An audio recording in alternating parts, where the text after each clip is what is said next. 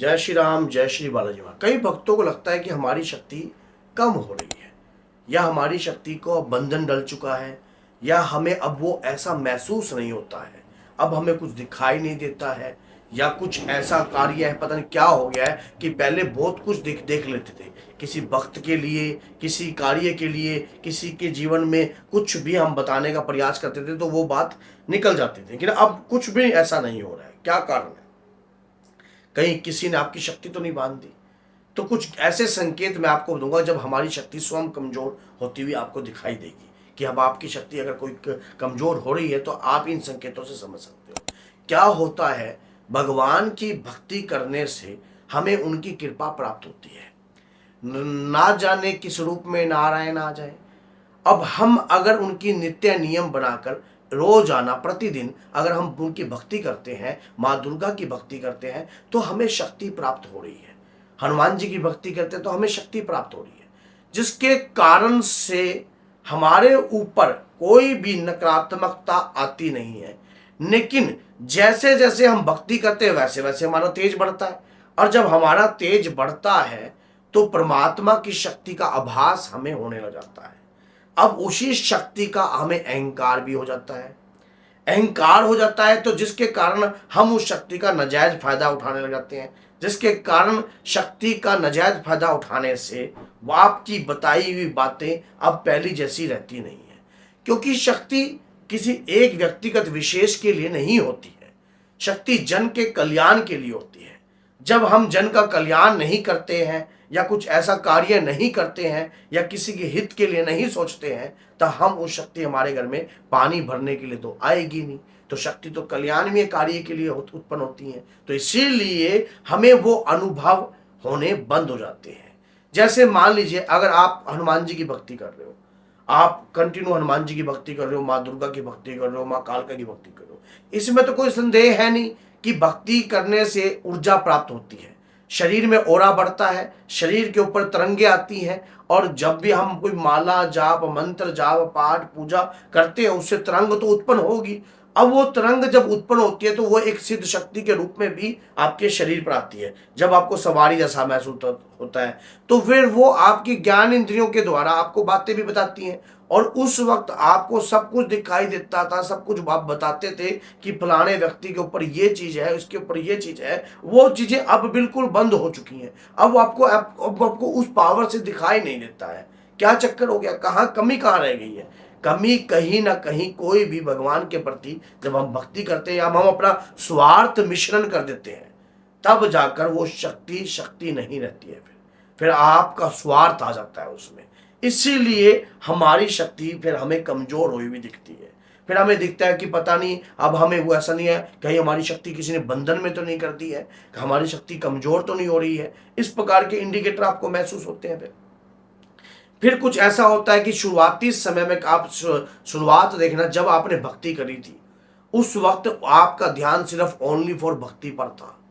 अब आपका जो ध्यान है वो स्वार्थपूर्ण हो गया है।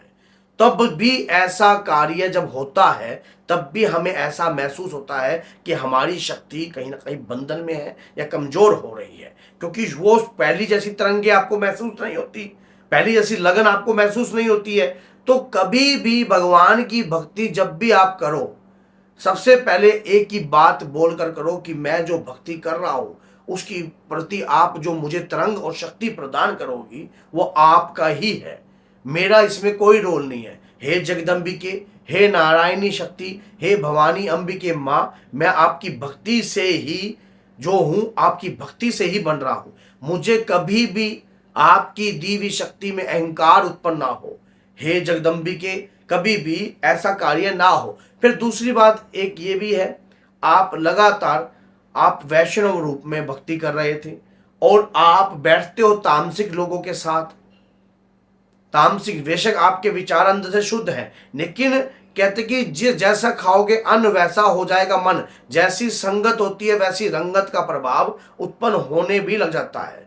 कई बार हम सोचते हैं कि हमारा मन तो चंगा है, हमारा तो मन सही है, लेकिन हमारे मन में तो देखो ये बात सच्चाई है कि मन, लेकिन आज एक बार कभी मजबूरी में बैठना पड़ जाता है तो वो अलग बात है। लेकिन अगर हमारे शरीर पर कोई ऊर्जा आती है, देव की शक्ति आती है, माँ दुर्गा की शक्ति आती है, माँ कालका की शक्ति आती है, तो हमें ऐसे माहौल में नहीं बैठना चाहिए। हमें ऐसे दुराचारी कार्यों के साथ जो है विचारधाराएं नहीं रखनी चाहिए, जिसके कारण हमारी शक्ति क्षीण होती है, हमें उस शक्ति से, और फिर वो हमारा ध्यान नहीं रखता। फिर ये भी रहता है कि अगर आप प्रतिदिन शाम के 7 बजे ध्यान करते थे और लगातार, या सवेरे ब्रह्म मुहूर्त में उठकर ध्यान करते थे, अब वो लगातार प्रयास आप काफी लंबे समय से कर रहे थे, अब वो प्रक्रिया आपने बंद कर दी, अब उस प्रकार का कार्य आपने बंद कर दिया बिल्कुल भी, तब भी आपका जब तक ध्यान केंद्रित नहीं होता तब तक हमारी जो ज्ञान इंद्रियां है उनमें शक्ति का प्रवाह जो है वो उत्पन्न नहीं होता। अब जैसे क्या होता है कि जब हमारी ज्ञान इंद्रिय प्रभावित होती है, जैसे आपको पता है कि हमें नेगेटिविटी महसूस हो जाती है, हमें उसकी गंध महसूस होती है, हमें वो दिख रही है, हमारी वाणी के द्वारा जो हम बोल रहे हैं वो सत्य हो रहा है सामने के वाले के लिए, तो वो अपने हमारे, वो कौन है, वो आपके शरीर के माध्यम से परमात्मा की ऊर्जा का वास ही तो आपके शरीर में आ रहा है, तभी तो वो बोल रहे हैं। अब लेकिन हम जब अपना मोल ही मलिनता में रख लेते हैं या मोल स्वार्थपूर्ण रख देते हैं, तो ऐसी चीजें के संपर्क ज्यादा समय तक हमारे साथ नहीं रहते हैं। जब भी भगवान की भक्ति, पूजा पाठ से कोई शक्ति अर्जित होती है या कृपा प्राप्त करके कोई शक्ति अर्जित होती है, तो उसका कभी भी दुरुपयोग नहीं करना चाहिए।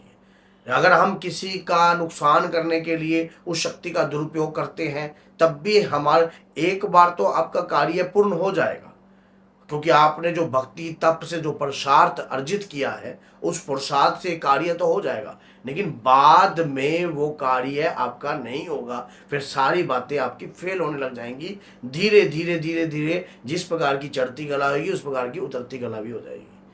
तो अगर इस प्रकार से आपको लगता है कि आपकी शक्ति बंदी बंदी सी महसूस हो रही है, तो वो उसका सबसे बड़ा कारण यही है जो आपको अब वो चीज़ें महसूस नहीं होती, अब वो चीज़ें आपको दिखाई नहीं देती। आप कोशिश तो करते हो, आप उसी प्रकार से कार्य करते हो, अब फिर अनुभव बंद हो जाते हैं सारे। जो अनुभव पहले होते थे वह वो अनुभव होते ही नहीं है। पहले आपने जब शुरुआत करी थी ना, तब आप अपने आप को जान के देखना कि उस वक्त आपकी स्थिति क्या थी और आज की डेट में आपकी स्थिति क्या है। क्योंकि कई बार हम ना अपने बुरे समय को भूल जाते हैं, तो जिस वक्त हम प्रभु की भक्ति करते हैं सब कुछ उन्होंने दिया है, और अगर उन्होंने दिया है तो उनके निर्मित ही सारा कार्य पूर्ण होना चाहिए। अपने निजी स्वार्थ में कार्य होना ही नहीं चाहिए।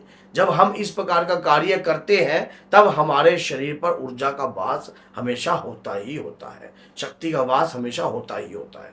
कभी भी आप ये याद रखना, अगर आप हनुमान जी की भक्ति करते हो, माँ दुर्गा की भक्ति करते हो, किसी की करते हो, उनकी इच्छा है तब ये हम उनकी भक्ति करने के लायक हुए हैं। अगर उनकी इच्छा ना हो तो हम कोई भी कार्य कर नहीं सकते, कोई भी कार्य कर नहीं सकते। उनकी इच्छा के प्रताप से ही हम खाते हैं, उनकी इच्छा के प्रताप से ही हम सब पाते हैं। अगर उनकी इच्छा ना हो तो हमारे जीवन में जो है प्रभाव वो वाला उत्पन्न होता ही नहीं है। तो अगर आप माँ के भक्त हो, बाबा के भक्त हो, तो इस चैनल को सब्सक्राइब कर दीजिए और इसे लाइक कीजिए और शेयर कीजिए, ताकि और भी भक्त जुड़कर कार्य कर सके, और ताकि वो अगर वो भक्ति पूजा पाठ कर रहे हैं और उनको अपनी शक्ति बंदी हुई दिखती है या ऐसा महसूस होता है कि अब उनकी शक्ति की पावर कमजोर हो रही है, तो ये वीडियो उनके लिए भी है। तो बोलिए जय सीता राम, जय माता दी।